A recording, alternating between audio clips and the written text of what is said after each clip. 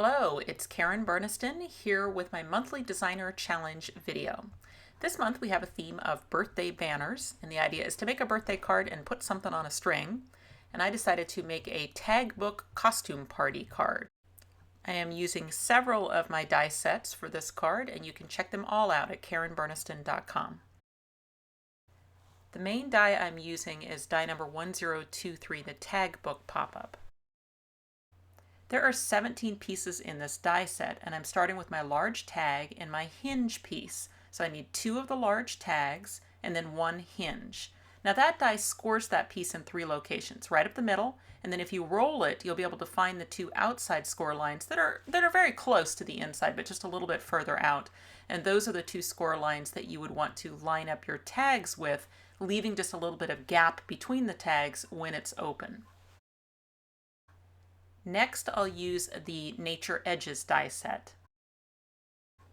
To add the rolling grass along the bottom of my tags for my interior scene, I just cut another one of the large tags out of my grass color, and then I'll lay that temporarily over the top of my project to be able to figure out about how high up I want that edge die to cut the first piece of grass.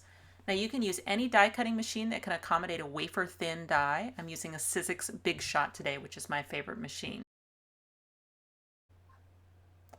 So when that comes out, I'll have that perfect piece to go along the bottom of my first tag.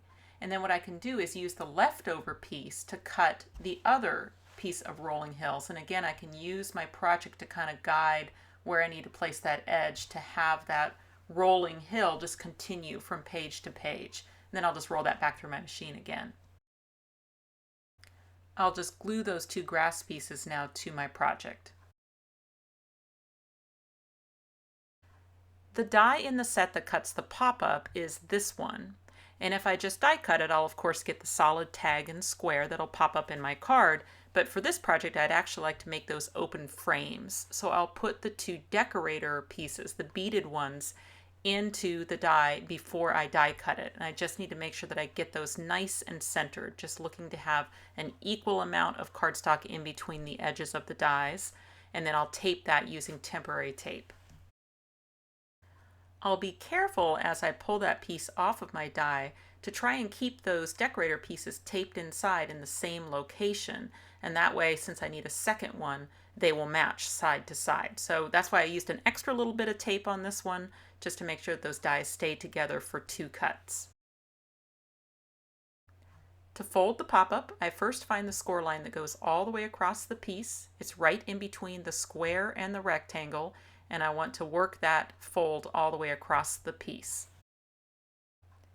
Now that is made a little more difficult by the fact that I've cut those holes in my tag and my square, so a great idea is to use a bone folder for this step to really get that crease worked well right across the whole piece. If I look about 2/3 down the length of the tag, I will see 2 little score lines on the outside of the tag. So for those 2, it's important that I not fold all the way through the tag, just those 2 little pieces on the outside. And then also important, I need to now tuck that behind the tag again. For this next step, which is to pop the little folds on the side on the arms, pop those forward. Now normally I would be able to just start folding right here on those lines and everything would come forward. But these frames are actually pretty flimsy and I've used very thick cardstock. So instead I'm going to have to go in and manually work the little pivot points first to get them started. But you can see the shape that's created, and it may take just an extra little bit of help. You can see I'm pulling on the tag as I fold this whole piece forward, and once I get it trained and down into the closed position, it will remember, of course, all of those folds. The final bit of folding is just to work the fold between the square and the tab, and that's a mountain fold, so the tab folds to the back. Now because I chose to cut that hole in the square, you can see the tab is actually wider than the width of the frame that it has to attach behind on the other side. So I'm going to trim a little bit of that tab off, and that way when I glue it to the other piece, it will be hidden up behind the frame.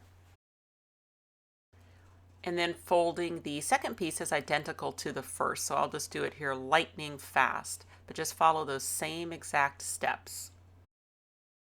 These then are the two pieces that are needed to make the pop-up. They're the same piece, you just flip one around. Once I install my pop-up inside the tag, you'll see there's a section of grass that gets covered by the pop-up. My solution for that is to use the pop-up die again out of the green cardstock. I'll cut it on the fold lines, and then from that piece I can put it onto the tag in the same location that the pop-up die will be, and then just with a pencil mark the contour of the grass on both sides. Then I'll just use my Nature Edges die again to go ahead and cut on those lines to create the perfect patch pieces. The adhesive I'm using today is Lineco Neutral pH adhesive in my fine tip bottle, and we do sell both of those items on our website. The next die I'll use is the die that cuts the reinforcing pieces to fit the pop-up arms. I'll cut a set out of blue for the upper half and a set of green for the lower half. Rather than add glue to the back of the decorator piece, it's a better idea to add the glue to the pop-up itself, and that way on those longer arms you'll be able to avoid the pop-up mechanism with the glue.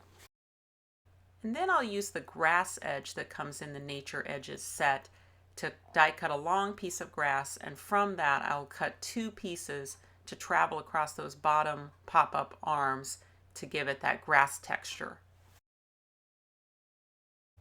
Now I'll attach my two pop-up pieces to each other, and that's what those small tabs are for on the inside squares. Each one's going to get a strong adhesive, and then those tabs are not going to connect to each other. Notice that they just sit side by side because they are each connected to the square opposite. So that way you have two tabs in the center, a very good connection, and now this pop-up is ready to go in my card. Nuvo crystal drops in white make great clouds for the sky. Now I'm not ready to do that directly on my project because otherwise I would have to stop crafting while I waited for it to dry, because it does take quite a while for this to dry. So instead I'm going to make my clouds on a craft sheet, and then I'll just set that somewhere and let it dry for several hours, and then those will just peel up and I can add them to my project like embellishments. Attending my costume party are going to be little animals from the Cat and Dog die set and the Woodland Animals die set. I just used scraps from my scrap bin to make a dog, cat, raccoon, and fox. Now there are full assembly videos on those animals if you need them. Just go to KarenBurniston.com/videos. For costumes, I used Tiny Accessories 1, and my idea was to have all those costumes be on little sticks. So what I did is I just used wire for the stick and just die cut each of the tiny accessories twice, and then sandwiched the wire in between the two when I glued them together. You probably noticed those paper clips. I had my pop-up just clipped to the background while I was considering whether I was going to do those clouds directly in the sky. But since I decided to do them on the craft sheet instead, I'll go ahead now and permanently install the pop-up inside my tags. Really easy to do this because I can line up the rounded corners for perfect placement. The adhesive just goes on the flat portions of the pop-up. So I'll collapse this down to get me access to the other side, and then I just want to be generous with my glue all over that flat panel, and then just line it up with the rounded corners on the other side. That is all there is to the assembly of the tag book. You can see that as it closes, everything will collapse down, and then when it opens, it pops up. I decided on bright, fun colors for my costume party, so I'll start by adding those hole protectors to the big tags and the little ones, and those dies come included in the tag book set. Another die included in the tag book set is this one that will cut two identical banners. They have a fun stitch swirly-do on them and little holes to be able to easily string them. So I'll tie my twine to the left side of the pop-up with the first 4 banners already strung onto the twine. And then what I'll do is I'll loop that around the center of the pop-up, keeping it pretty tight because as this opens, I do want those banners to raise up all the way to the top of the frames. And then I'll string the other 4 banners onto the twine and tie off the other end. Another thing that might look really cool using this technique would be to hang charms in the opening. So you could definitely do that, with some of the charm dies in the collection. For the greeting, I'll use word set 2. I put 3 of my animals inside the card, and then for the title I thought it would be cool to make it floating. So I die cut happy birthday, and I attached the words to pieces of transparency that would fit up behind the tag and let that title float in the opening.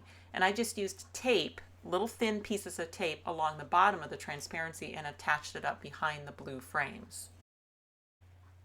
And if you don't want to make a floating title, it also would have looked nice to curve those words along the grass in the background between the party guests. So I kind of debated which way to do it, but I ended up doing the floating titles. I added these 2 extra costumes to one of the pop-up frames by using a glue dot under that heart to hold the wires in place, and then I also glued down the edge of the bow. At long last, my clouds have dried, so I can peel those off of my craft sheet and just glue them into the sky wherever I would like them to go. My favorite thing for card fronts with pop-up cards is just to repeat the same type of decorations that I did on the inside to make a simple lead-in.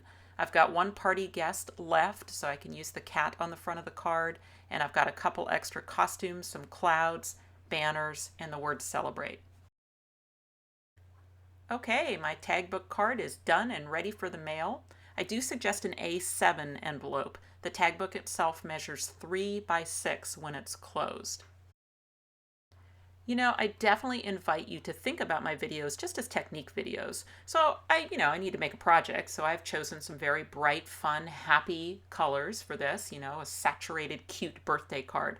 But you could just think of this technique of having open frames on your tag book pop-up with a scene traveling across the back tags as something that you could reinvent in a completely different color scheme and styling. Or if you want to make it match mine exactly, you'll find all of the shopping links in the About section below. If you click on the website link, you'll go to KarenBurniston.com, where you can find out information about purchasing these dies, as well as links to all my other social media accounts. You can subscribe to this YouTube channel and check out some of my other videos. Thanks so much for watching, and I'll see you next time.